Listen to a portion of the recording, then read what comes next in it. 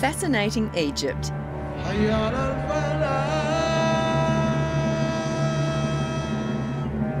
It just brings out the explorer in us all, and what better place to start than the legendary pyramids of Giza, just outside Cairo.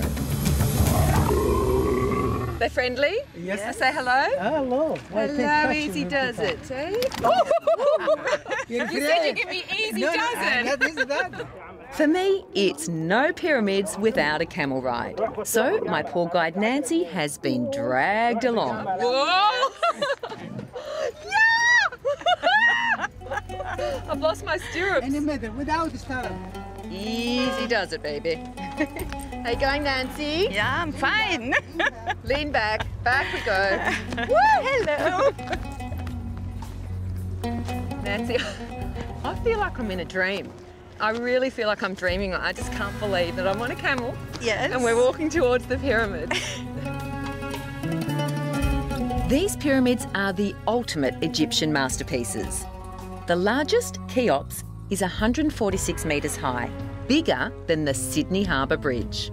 And that's the biggest, but it doesn't look the biggest from here. Yes, because the second pyramid is built on a higher plateau, so it always looks bigger from a distance.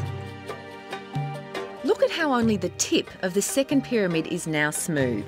The finest quality limestone was literally stripped off in the 10th century.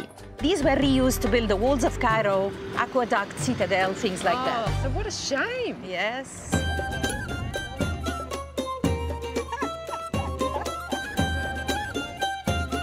Nancy, this is absolutely a once-in-a-lifetime experience. And I bet, like many of you, I've kind of imagined myself riding on a camel out of the desert, a Bedouin, and then laying eyes on the pyramids for the very first time. And it's amazing, thank you. But let me tell you, just over there is a completely different story. It is chaotic tourism at its best. It's crazy.